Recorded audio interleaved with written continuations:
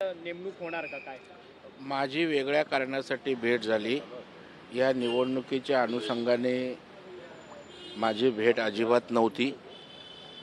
प्रसादला निश्चितपणे त्या भेटीच्या साठी आले असतील किंवा बाकीचे अजिंक्य नाईक, जितेंद्र आव्हाड आणि मिलिंद नार्वेकर यांची तिथे बैठक किंवा भेट असू शकते.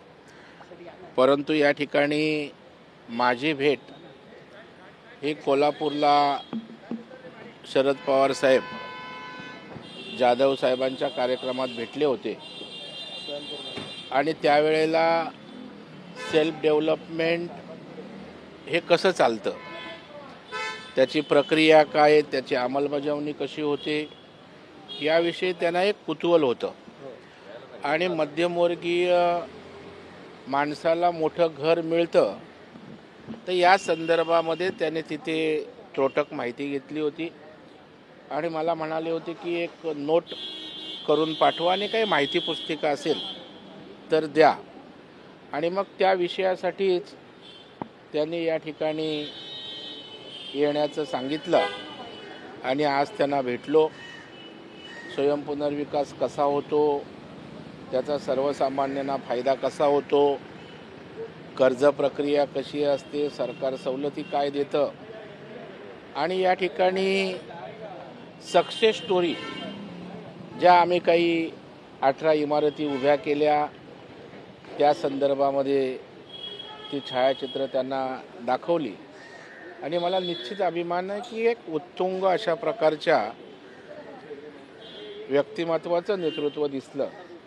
कारण सेल्फ डेव्हलपमेंट विषयी आस्थेनं चौकशी करून त्या विषयाला आणखी काय मदत पाहिजे, मी काय करू शकतो, ही भावना निश्चितच पक्षापलीकडे नेतृत्वाचं मोठेपण सिद्ध करणारी ठरते.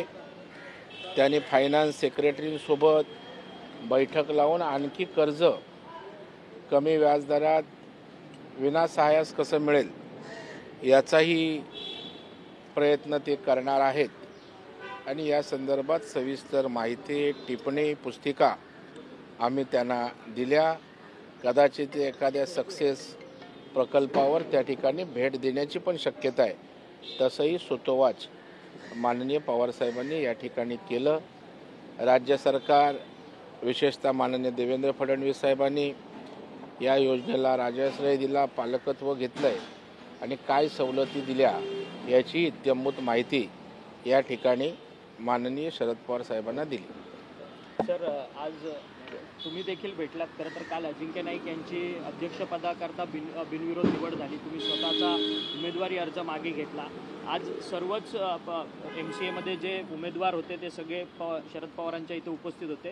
काय नक्की या सगळ्या संदर्भात तोडगा निघाला? पॅनलमध्ये कोण कोण असतील काय? काल सन्माननीय राज्याचे मुख्यमंत्री आणि आमचे नेते यांनी दिलेल्या आदेशाप्रमाणे ही निवड बिनविरोध व्हावी यासाठी माननीय पवारसाहेबांची आणि त्यांची बैठक झाली. त्यानंतर साहेबांनी मला आदेश दिला की ही बिनविरोध करण्यासाठी मला माघार घ्यावी लागेल. ती मी माघार घेतली. आज सन्माननीय पवारसाहेबांची देखील त्या संदर्भात मी भेट घेतली आणि अजिंक्य नाईकांना शुभेच्छा देखील दिल्या. यामध्ये जितेंद्र आव्हाड, मिलिंद नार्वेकर आणि अनेक लोक, म्हणजे मला वाटतं 55 लोक या निवडणुकीच्या रिंगणात आहेत. काही ठिकाणी एकत्रितपणे निवडणूक होते, काही ठिकाणी निवडणूक लढली जाणार आहे. मला वाटतं की MCAच्या निवडणुकीत राजकारण आणून ही भूमिका माननीय फडणवीस साहेबांची आणि पवारसाहेबांची दोघांचीही राहिली आहे. त्यामुळे एक स्पोर्ट्स इलेक्शन म्हणून ती स्पोर्ट्स इलेक्शन होईल याची मला खात्री आहे.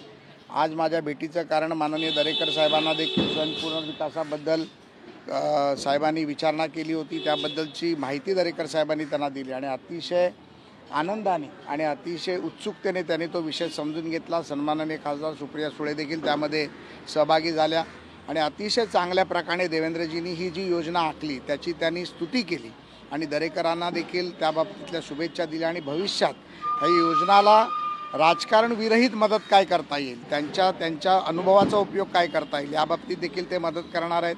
ते देवेंद्रजींशी बोलणार आहेत. वैयक्तिक देखील एका जागेवरती स्वतः भेट देणार आहेत. तसंच माझ्या मुलाचा येऊ घातलेल्या लग्नाच्या निमित्ताने मी त्यांना आमंत्रण देखील दिलं होतं आणि आम्ही दोघांनी मिळून साहेबांना आमंत्रित देखील त्या लग्नासाठी केलेलं. तर आज महायुतीची समन्वय समितीची देखील बैठक आहे. तुम्ही समन्वयक आहात महायुतीचे. खरं तर आता स्थानिक स्वराज्य संस्थांच्या निवडणुकीच्या निमित्ताने फॉर्म भरायला सुरुवात झालेली आहे. महायुती ही राज्यभरात इंटॅक्ट राहील का? कारण की सातारा असेल, इतर जिल्ह्यांमध्ये महायुतीमध्येच सध्या चढाओढ पाहायला मिळते. दोन्ही पक्षाचे नेते एकमेकांना कुठेतरी शाब्दिक चकमक त्यांची होती. याबद्दल आजच्या महायुती समन्वयाच्या बैठकीमध्ये माननीय राज्याचे मुख्यमंत्री देवेंद्रजी, माननीय राज्याचे उपमुख्यमंत्री एकनाथरावजी, माननीय अजितदादा पवार हे एकत्रित बसून निर्णय घेतील. कुठल्या ठिकाणी एकत्रित जायचं, कुठल्या ठिकाणी स्वबळावर लढायचा हा निर्णय स्वयंपूर्ण हा या नेतृत्वाचा असेल. आमचे प्रदेशाध्यक्ष रवींद्र चव्हाण असतील, एकनाथ शिंदे साहेबांकडनं उदय सामंतजी आहेत आणि अजितदादांकडनं तटकरे साहेब आहेत. हे सर्व एकत्रित बसून या बाबतीतला निर्णय होईल. आणि मला वाटतं की संपूर्ण महाराष्ट्रामध्ये महायुतीच जिल्हा परिषदा, नगरपालिका, नगरपंचायती आणि महानगरपालिका यावरती महायुतीचा भगवा फडकताना आपल्याला पाहायला मिळेल. काही मतभेद असतील यावरनं, कारण अनेक ठिकाणी अनेक जिल्ह्यांमध्ये जर आपण पाहिलं तर जळगाव असेल, सांगली असेल, सातारा असेल, नाशिक असेल, रायगड आहे, कुठेतरी खूप संबंध ताणले गेलेले. प्रत्येक ठिकाणी कार्यकर्त्याला वाटत असतं की त्याला संधी मिळावी. त्यामुळे त्या विभागातील कार्यकर्त्याला न्याय देण्यासाठी त्या ठिकाणची परिस्थिती आणि त्या ठिकाणची ताकद पाहून प्रत्येक कार्यकर्त्याला न्याय देण्याचा प्रयत्न हे सर्व नेतृत्व करेल. माननीय आमचे नेते दरेकरजी देखील माझ्याबरोबर इथे आहेत. ते ही सर्व मंडळी ह्या सगळ्या प्रक्रियेत असतील. निश्चितपणे मला वाटतं की काही होऊ दे, महायुतीचंच सरकार एक नंबरवरती, जसं दीव दमणचं मला वाटतं आजकाल काहीतरी निकाल आले आणि त्यामध्ये भारतीय जनता पार्टी नंबर 1च्या पुढे नंबर 1 होती, तशाच महाराष्ट्रात देखील नंबर 1वर आम्ही राहू याची मला खात्री. सर, आपण खासदार अनिल बोंडे जे अमरावतीचे आहेत त्यांचं अलीकडचं एक वक्तव्य सभेमधलं आहे की कार्यकर्त्यांना, भाजपच्या कार्यकर्त्यांना विचारताना ते बोलतात की आपल्याला कुबड्यांची गरज आहे का, अशा पद्धतीने. मी जसं मगाशी म्हटलं की प्रत्येक ठिकाणचं नेतृत्व त्या पद्धतीने कार्यकर्त्यांच्या भावना जाणून ते निर्णय घेत असतात. पण शेवटी अंतिम निर्णय हा भारतीय जनता पार्टीमध्ये माननीय राज्याचे मुख्यमंत्री देवेंद्र फडणवीस आणि जी समिती नेमली गेली आहे त्यांच्या नेतृत्वात ती घेते. मला पूर्णपणे खात्री आहे देवेंद्रजींचा निर्णय हा शेवटचा निर्णय असेल. त्या पलीकडे निर्णय घेण्याची ना कोणाची क्षमता आहे ना कोणाची ताकद आहे. सर, मुंबई महानगरपालिकेच्या पण बैठकीला एकूणच आरक्षण सोडतीला थोड्याच वेळात सुरुवात होते. कसं पाहता मुंबई सर्व इच्छुक उमेदवारांना माझ्या मनापासून शुभेच्छा आहेत. सोडत जी होईल ही ऑनलाईन सोडत आहे, त्यामुळे आता हा सर्व नशिबाचा भाग आहे की कुठला राखीव निघतो, कुठला महिला निघतो, कुठला ओबीसी निघतो, कुठला जनरल निघतो. परंतु जे येतील आमच्याकडे सर्व बाबतीतले उमेदवार सक्षम आहेत. आशिषजींच्या नेतृत्वात मुंबईत अतिशय सक्षमपणे काम केलं गेलं. दरेकरजी असतील, आता अमित साटमजी असतील, सगळेच एकत्रितपणे आम्ही काम करतो आहोत.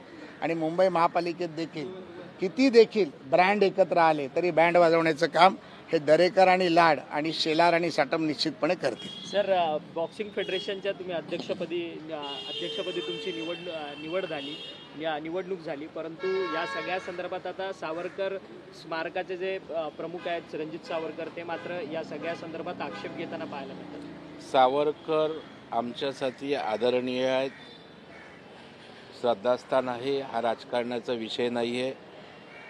त्या ठिकाणी स्पोर्टच्या भल्यासाठी, बॉक्सिंगच्या भल्यासाठी त्या ठिकाणी सगळे बॉक्सर्स एकत्र आले. त्यातनं निवडणूक झाली आणि निवडणूक मतदारांनी प्रचंड प्रमाणावर मला त्या ठिकाणी निवडून दिलं.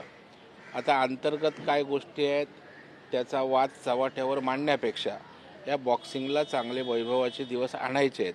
आणि कधी काळी महाराष्ट्र राष्ट्रीय आंतरराष्ट्रीय स्तरावर बॉक्सिंगमध्ये छत्रपती अवॉर्ड असेल, अर्जुन अवॉर्ड असेल मिळवणारा होता. 3 वर्षाच्या कालावधीमध्ये बजबजपुरी माजली होती आणि त्याला उत्तर म्हणून बॉक्सर्स आणि असोसिएशननी या ठिकाणी निवडणुका घेऊन दिलेला आहे. सावरकर आमचे